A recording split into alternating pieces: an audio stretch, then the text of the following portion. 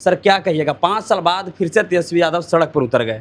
नहीं, ठीक है, देर आए दुरुस्त आए, है ना? और तेजस्वी यादव कल 5 साल बाद बहुत सक्रिय दिखे। राजद का राजभवन मार्च था, राजभवन को अब लोक भवन कहते हैं, और युवाओं के मुद्दे पर, जेन ज़ी के मुद्दे पर ये मार्च था। तो अच्छा लगा। देखिए, स्वस्थ लोकतंत्र के लिए एक मजबूत विपक्ष का रहना बहुत ज़रूरी है। जी। यदि मजबूत विपक्ष नहीं रहे तो जो सरकार होती है ना, एकदम छुट्टा साँड़ बन जाती है, निरंकुश हो जाती है। तो ये अच्छा था। और देखिए, तेजस्वी यादव से लोगों की ये शिकायत थी कि आधे अधूरे मन से राजनीति कर रहे हैं। मतलब विपक्ष के नेता को जितना हमलावर होना चाहिए उतना ये नहीं दिखाई दे रहे थे। अब जब बिहार जल रहा होता था तो तेजस्वी यादव पतली गली से यूरोप निकल जाते थे, है ना? मान लीजिए भरत तिवारी की हत्या हुई, कायदे से तेजस्वी यादव को बिलौटी गाँव जाना चाहिए, तो ये तो निकल गए यूरोप, है ना? यहाँ तक कि बांकीपुर में इनकी प्रत्याशी थी रेखा गुप्ता, उनके नामांकन में ये नहीं दिखाई दिए।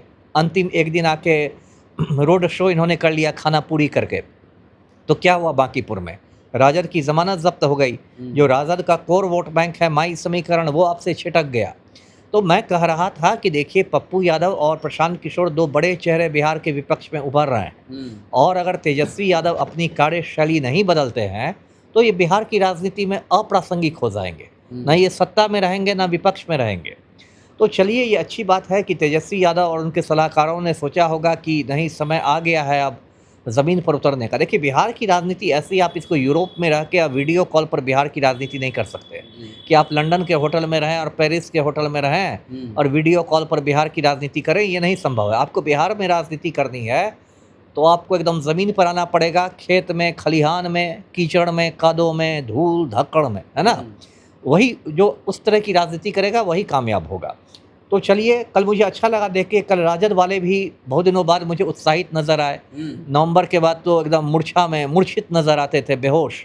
उत्साहित नज़र आए, क्योंकि जब सेनापति खुद मोर्चा पर रहता है तो सैनिकों में भी एक जोश आता है।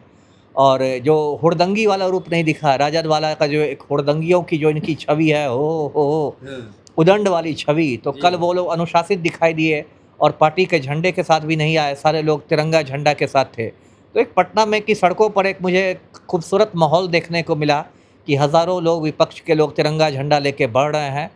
तो चलिए, अच्छी बात है। तेजस्वी यादव को देर से ही सही कुछ मतलब ज्ञान उनको मिला है। जी। सर सत्ता पक्ष के लोग कह रहे हैं कि ये जो राजभवन मार्च था जो फ्लॉप हो चुका है। अरे क्या सत्ता पक्ष वाले कहेंगे? सत्ता पक्ष तो खुद फ्लॉप हो गई है। बांकीपुर के बाद ये लोग चेहरा दिखाने लायक हैं? बांकीपुर में इतना अहंकार था सत्ता पक्ष में, भाजपा वाले कहते थे कि हम कुत्ता बिल्ली को जिता देंगे, है ना? और सारे कुकर्म करने के बाद भाजपाइयों की खटिया खड़ी हो गई है। तो सत्ता पक्ष तो खुद फ्लॉप हो गया। सम्राट चौधरी की कुर्सी डेली हिल रही है। किस दिन सम्राट चौधरी चले जाएंगे, इनका बढ़िया बिस्तर गोल हो जाएगा, कुछ पता नहीं चलेगा। तो फ्लॉप क्या होगा? हज़ारों लोग सड़कों पर आए, पूरे हिंदुस्तान भर में चर्चा हुई राजभवन मार्च की, तो फ्लॉप कैसे हो गया? जी।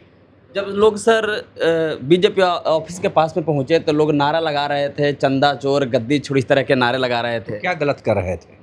सही कर रहे थे। भाजपा ने किया ही है। राम मंदिर में, अयोध्या के राम मंदिर में जो चढ़ावा चोरी हुई है 1000 करोड़ की, सारे राम भक्तों ने ही ना किया है, जिसको वहाँ आदित्यनाथ की सरकार बचा रही है ना? चंपत राय को क्लीन चिट मिल गया, अनिल मिश्रा को क्लीन चिट मिल गया, कुछ टुटपुजिए लोगों को बलि का बकरा बना दिया गया। आपने वहाँ चढ़ावा चोरी कर ली, हनुमान जी की गदा को गला दिया गया, राम जी की चरण पादुकाएं गला दी गई, रामशिलाएं गला दी गई, सोने की रामचरितमानस गला दी गई, सब आपने लूट खसोट मचा दी। तो कहा ही जाएगा कि चढ़ावा छोड़, गद्दी छोड़। इसमें अजीब बात क्या है?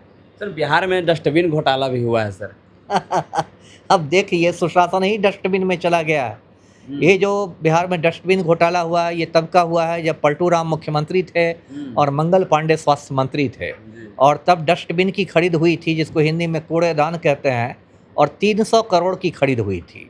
और ऐसी लूट मची कि 2 डस्टबिन मार्केट में 1500 रुपये में उपलब्ध है। वो डस्टबिन सरकार ने 15,000 के रेट पर खरीदा, मतलब सीधे 10 गुने ज़्यादा रेट पर, सोचिए।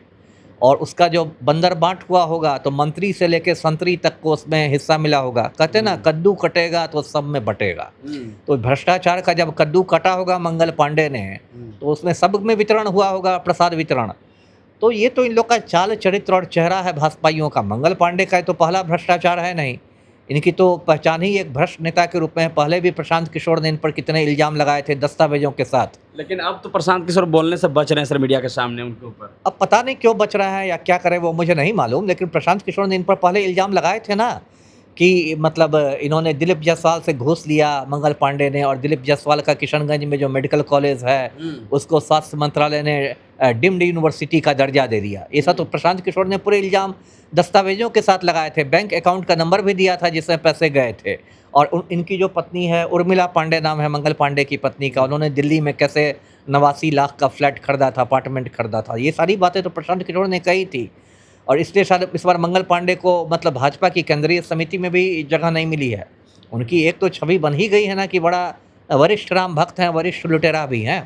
कायदे से देखिए क्या होना चाहिए डस्टबिन घोटाला में। अभी के जो स्वास्थ्य मंत्री हैं निशांत कुमार, जो पलटू राम के बेटे हैं, इनको सब पर FIR कराना चाहिए, मंगल पांडे से लेके सारे अधिकारियों पर भी।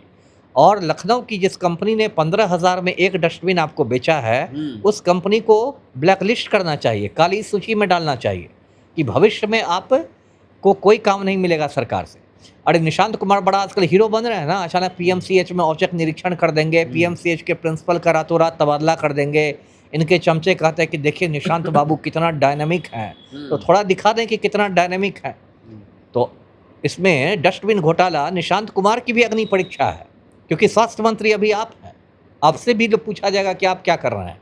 जी सर, क्या लगता है जिस तरीके से राजद ने कल अपना ताकत दिखाया है, अनुशासन भी दिखाया है, तो क्या लगता है कि आगे और राजद मजबूत होगी? नहीं होगी मजबूत, इसमें कहने की क्या बात है। देखिए राजद को पिछले चुनाव में बहुत बड़ा झटका लगा, 75 से 25 सीटों पर पहुंच गई राजद विधानसभा चुनाव में। उसके बाद देखिए राजद के इधर थोड़े बुरे दिन चल रहे थे, और पारिवारिक मोर्चा पर भी राजद मतलब क्या है, मेनली लालू परिवार है, तो उसमें भी बहुत तरह की फूट पड़ गई। रोहिणी आचार्य सिंगापुर में बैठ के अलग ट्वीट करती रहती थी। लालू तो अब बीमार रहने लगे, उनका तो किडनी का ट्रांसप्लांट हुआ है तो अलग बीमार है। राबड़ी देवी सक्रिय राजनीति से हट गई है, और तेजस्वी यादव कुछ गलत सलत सलाहकारों से घिर गए, जिन सलाहकारों ने उनको कार्यकर्ताओं से दूर कर दिया। कोई हरियाणा के संजय यादव आके बैठे हुए हैं, कोई रमीज़ खान आके बैठे हुए हैं। तो राजद के इधर मतलब क्या कहूँ मैं, बुरे दिन चल रहे थे। तो चलिए, मैंने कहा ना कि बहुत दिनों बाद मुझे राजद कार्यकर्ता उत्साह में देखे। अब अच्छे दिन की शुरुआत हो गई है। उम्मीद की जानी चाहिए कि राजद इसको, इस गति को, टेम्पो को बनाए रखना पड़ेगा तेजस्वी यादव को। फिर पता चला कि फिर 5 दिन बाद पतली गली से यूरोप निकल गए, अब फिर 6 महीने बाद लौट रहे हैं, तो ऐसा नहीं होगा। आपको लगातार फाइट करना पड़ेगा, यही राजनीति है। आपको लगातार लोगों की आवाज़ बन के जमीनी स्तर पर लोग लड़ाई लड़नी पड़ेगी, वही राजनीति ही है। जी तो चलिए, हमारे साथ बातचीत करने के लिए पूर्व IPS अमिताभ दास सर थे। साफ साफ कह रहे हैं कि जिस तरीके से कल राजभवन मार्च निकाला गया राजद के द्वारा, और लोगों के अंदर जो अनुशासन दिखाया लोगों ने, राजद के लोगों ने, और तेजस्वी यादव 5 साल बाद जिस तरीके से सड़क पर उतरे हैं, इसी तरह से उनको ज़मीनी स्तर पर मेहनत करना होगा और जनता के बीच में रहना होगा, तभी राजद मजबूत होगी। बाकी इस खबर को लेकर के आप क्या सोचते हैं, कमेंट बॉक्स में अपनी प्रतिक्रिया दें।